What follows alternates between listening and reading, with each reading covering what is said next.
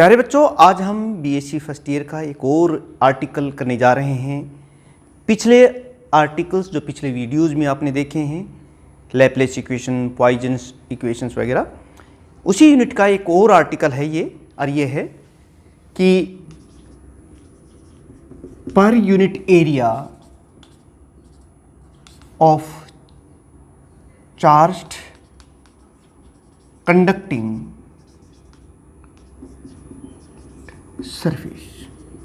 The expression of mechanical force acting per unit area of a charge conducting surface. तो उसके लिए हम एक charged conducting surface consider कर लेते हैं like this. तो consider, आप नोट्स बनाते जाइए साथ साथ, जैसे जैसे मैं बोल रहा हूँ आप लिखते जाइए, और फिर देखिए आपका एक बहुत ही अच्छा आर्टिकल आपका तैयार हो जाता है और सभी स्टेप्स भी आपको समझ में आ जाएंगे। और फिर भी अगर आपको नोट्स चाहिए तो आप डिस्क्रिप्शन में जाकर उनको डाउनलोड कर सकते हैं। तो चलिए देखते हैं। कंसीडर ए चार्ज्ड सरफेस, ये देखिए ये हमने कंसीडर किया।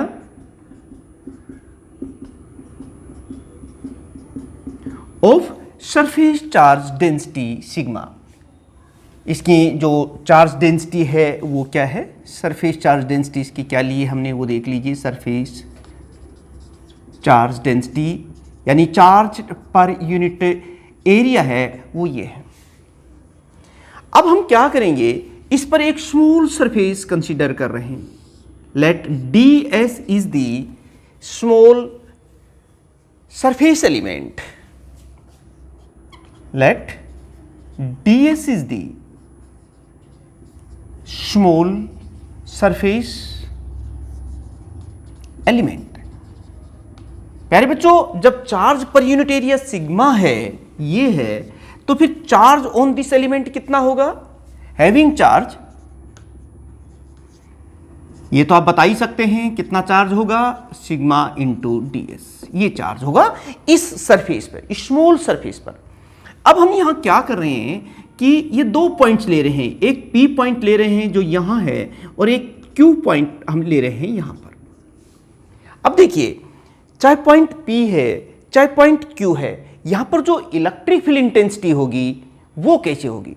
देखिए P पर जो इलेक्ट्रिक फील्ड इंटेंसिटी होगी वो दो वजह से होगी। एक तो ये जो स्मॉल सरफेस एलिमेंट आप देख रहे हैं इसकी वजह से होगी, और दूसरा ये जो रिमेनिंग पार्ट है इस चार्ज कंडक्टिंग सरफेस का उसकी वजह से होगी।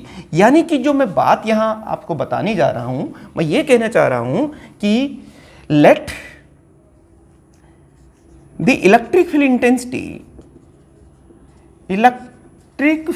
Intensity at point P and Q, दोनों ही मैं पॉइंट्स की बात कर रहा हूं, इज ड्यू टू, दो कारण आप इस तरह से आप लिखेंगे। पहला पार्ट तो ये है due to the charge element ds, ds की वजह से, यानी आप क्या लिखेंगे, due to the charge element ds, और इसकी वजह से हम मान लेते हैं कितनी है, E1 है, ये P पर भी और Q पर भी। अब देखिए इसकी वजह से, और दूसरा पार्ट क्या ले रहे हैं भाई, P पर जो इलेक्ट्रिक फील्ड इंटेंसिटी इसकी वजह से, बाकी इस रिमेनिंग पार्ट की वजह, यानी remaining part of the charge conductor, due to remaining part of charged conductor, ये देखिए। और इस ये क्या है, ये हम मान लेते हैं E2, यानी E1 इस सरफेस की वजह से है और E2 जो रिमेनिंग पार्ट है उसकी वजह से, ये आपने लिख दिया। अब देखिए इस P पॉइंट के ऊपर में अगर हम बात करें तो E1 इसकी वजह से जो इलेक्ट्रिक फील्ड इंटेंसिटी वो किधर होगी, वो ऊपर की तरफ होगी, क्योंकि पॉजिटिव चार्ज से हमेशा इलेक्ट्रिक फील्ड इंटेंसिटी आउटसाइड में होती है, तो ये E1 होगी बेटे। और रिमेनिंग पार्ट की वजह से भी P पॉइंट पर जो इलेक्ट्रिक फील्ड इंटेंसिटी होगी वो भी इधर होगी, क्योंकि वो भी बाहर की तरफ। अब हम जब Q पॉइंट की बात करेंगे तो यहां पर जो इलेक्ट्रिक फील्ड इंटेंसिटी है वो देखिए इस पार्ट की वजह से, इस स्मॉल सरफेस एलिमेंट की वजह से जो इलेक्ट्रिक फील्ड इंटेंसिटी होगी Q पॉइंट पर वो तो नीचे की तरफ है, ये देखिए E1, लेकिन ये जो बाकी का पार्ट बचा हुआ है इसकी वजह से जो इलेक्ट्रिक फील्ड इंटेंसिटी है वो ऊपर की तरफ होगी E2। चलिए इस दोनों को हम लिख देते हैं, यानी एट पॉइंट P अगर हम इस पॉइंट की बात करें तो आप खुद देख रहे हैं कि E1 and E2 act in same direction, E1 and E2 act in same direction, ये दोनों दिशाओं में साथ साथ हैं।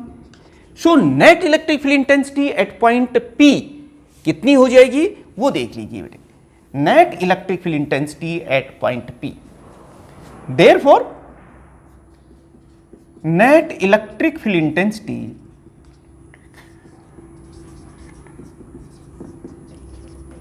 इंटेंसिटी एट पॉइंट P कितनी हो जाएगी। अब देखिए क्योंकि दोनों सेम डायरेक्शन में है इसलिए जो नेट इलेक्ट्रिक फील्ड इंटेंसिटी होगी हमारी वो हो जाएगी E1 plus E2।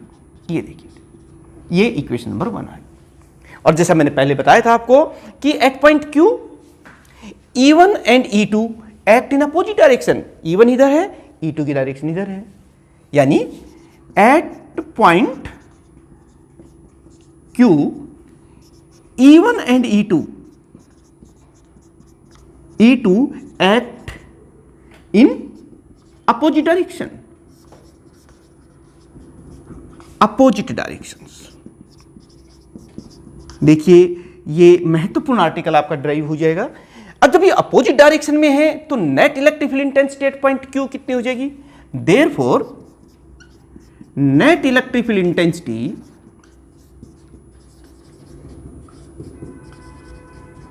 Intensity at point Q ये कितनी हो जाएगी, ये देखिए नेट इलेक्ट्रिक फील्ड इंटेंसिटी ये हो जाएगी E1 माइनस E2, ये हो जाएगी, ये हो गई। ये हमारे पास एक और इक्वेशन आ गई, इक्वेशन नंबर 2 मान लो ये आ गई। लेकिन हम जानते हैं कि point Q lies with in the charge conducting surface, अंदर है और चार्ज हमेशा आउटर सरफेस होता है, अंदर जो चार्ज डेंसिटी होती है वो तो 0 होती है, चार्ज 0 होता है, but electric field intensity inside the charge conducting surface is 0, यही लिखेंगे, but inside the charged conductor आप जानते हैं कितना है, electric field intensity is taken 0, ये तो 0 है। जब ये 0 है तो फिर आप क्या लिखेंगे, ये देखिए बेटे, तो फिर हम क्या करेंगे, E इक्वल टू 0, क्योंकि अंदर की जो electric field intensity Q point तो अंदर है ना, इसलिए हम लिखेंगे E1 minus E2 is equal to 0, यानी कि जब ये 0 हो गया है तो E1 माइनस E2 कितना हो गया, 0। यहां पर हम एक बात लिख सकते हैं कि E1 is equal to E2, ये देखिए, यानी कि दोनों ही इक्वल है, तो फिर ये इक्वेशन क्या बन जाएगी, नाउ द इक्वेशन 1 बिकम्स, प्यारे बच्चों इक्वेशन 1 में हम लोग लिखेंगे, ये देखिए कि E is equal to E, ये दोनों बराबर हैं तो E1 प्लस E1 ही कर देते हैं, E1 E2 दोनों बराबर है तो E2 की जगह फिर हम E1 ही लिख सकते हैं, तो इस तरीके से हम इसको लिख सकते हैं ऐसे। तो फिर ये कितना हो जाएगा, E is equal to 2 times of E1। प्यारे बच्चों हम लोग जानते हैं कि E1 कितना हो गया, अब ये देखिए E1 is equal to E/2। हम पहले से जानते हैं, गॉस लॉ में हमने पढ़ा था एक चीज कि इलेक्ट्रिक फील्ड इंटेंसिटी का जो एक्सप्रेशन होता है that is equal to this, तो फिर ये रिलेशन हमारे पास क्या बन जाएगा, यानी कि E1 is equal to sigma upon 2 epsilon nought, ये देखिए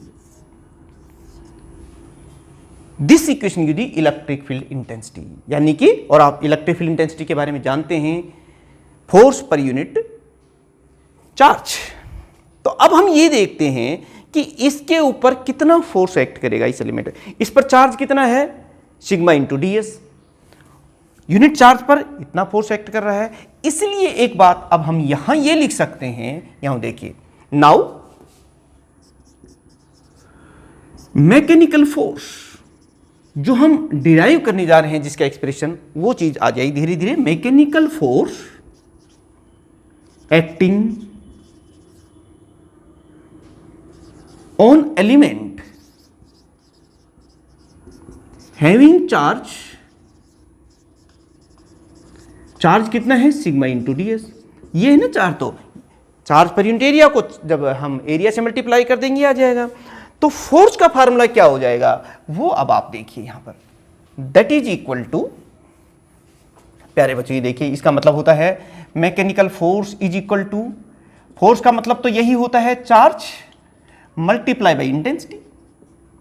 ये क्या होती है, charge, force per unit charge, और चार्ज हम मल्टीप्लाई कर देंगे तो नेट फोर्स आ जाएगा हमारे पास, and that can be written like this. इस तरह से चार्ज कितना है सिग्मा इंटू ds, और E1 की ये वैल्यू यहाँ इस इक्वेशन से हम लोग लिख देंगे सिग्मा अपॉन 2 एप्सिलॉन नॉट, ये देखिए बेटे।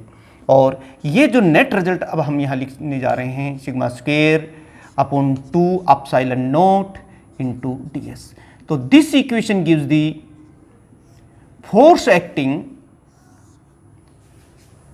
On charge conducting surface having area ds। जब इतने एरिया पर इतना फोर्स एक्ट कर रहा है तो यूनिट एरिया पर जो फोर्स कितना एक्ट करेगा, यानी कि mechanical force acting per unit,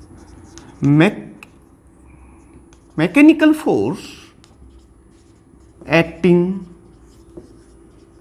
पर यूनिट एरिया और इलेक्ट्रिकल प्रेशर, प्रेशर कितना होगा वो देखिए, इसको हम लिखेंगे PE and it is equal to force per unit area.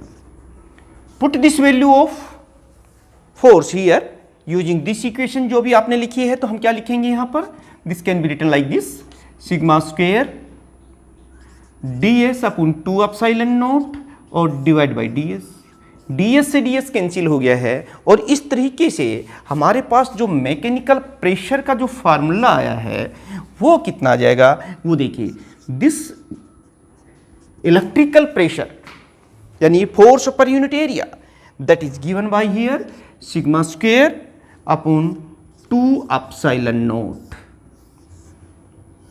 This is the expression for that, and it is the expression of mechanical force acting per unit area of a charge conducting surface.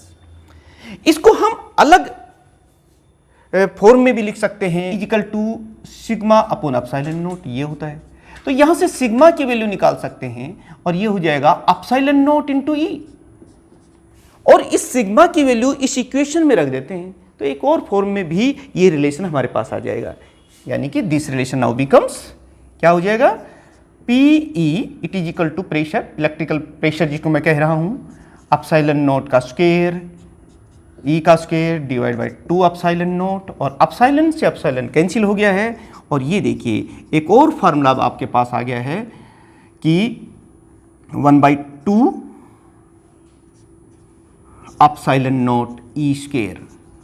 तो प्यारे बच्चों ये देखिए ये एक और expression हमारे पास आ गया है। ये तो तब है जब ये फ्री स्पेस में चार्ज कंडक्टिंग सरफेस है।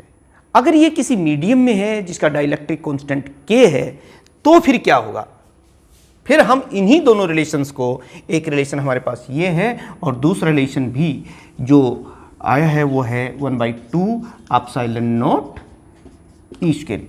इन्हीं दोनों रिलेशंस को देखिए हम कैसे करेंगे, यानी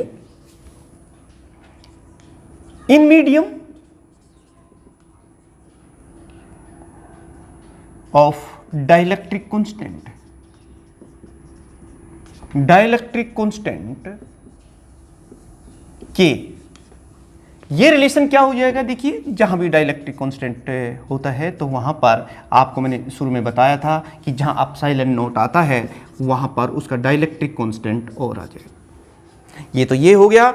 और इलेक्ट्रिक फील्ड इंटेंसिटी की अगर हम बात करेंगे तो वहां पर वो हो जाएगा sigma upon K epsilon nought, और यहां से हम एप्सिलॉन नॉट इसकी सिग्मा की वैल्यू निकाल सकते हैं K एप्सिलॉन नॉट E, और ये वैल्यू जब इस इक्वेशन में रखेंगे तो फिर हमारे पास इलेक्ट्रिकल जो प्रेशर आएगा वो देखिए कितना आ जाएगा, के square epsilon not square E square. ये तो मैंने इस सिग्मा की वैल्यू यहाँ रख दी है, और जी के नीचे लिखेंगे 2k एप्सिलॉन नॉट।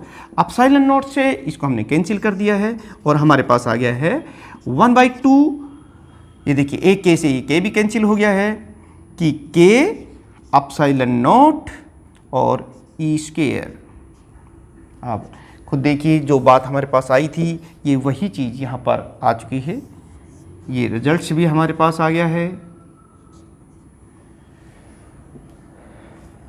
और प्यारे बच्चों, इस तरीके से हम लोग डिराइव कर सकते हैं expression of mechanical force acting per unit area, और जिसे हम इलेक्ट्रिकल प्रेशर भी कहते हैं, फ्री स्पेस में भी और अगर कहीं डाइलेक्ट्रिक मीडियम है तो उसमें भी। तो अगर पेपर में पूछते हैं आपसे यही क्वेश्चन कि इसको ड्राइव कीजिए, तो फिर आपको इन्हीं स्टेप्स को लेते हुए इनको ड्राइव करना होगा। और प्यारे बच्चों, ज़रूर आपने इसको कर लिया होगा। हम आपकी पूरी तैयारी टोटल सिलेबस की करवाने जा रहे हैं। हर आर्टिकल हम लोग करवाएंगे यहाँ पर। तमाम यूनिट्स जो हैं, चाहे वो ग्रेजुएशन की हैं, चाहे आपकी +1 2 सभी क्लासेस की, टोटल फिजिक्स का सॉल्यूशन आपको यहाँ इस चैनल पर मिलने वाला है। इसलिए आप हर तरह के फिजिक्स के सॉल्यूशन के लिए इस चैनल को सब्सक्राइब कर लीजिए और बेल आइकॉन भी दबा दीजिए, और इसे लाइक भी कर दीजिए अगर आप अच्छा लगता है, और इसे आगे भी शेयर करें। प्यारे बच्चों, आज के इस लेक्चर में इतना ही। मिलते हैं नेक्स्ट लेक्चर में एक और महत्वपूर्ण आर्टिकल के साथ। तब तक आपका बहुत बहुत धन्यवाद। Thank you very much.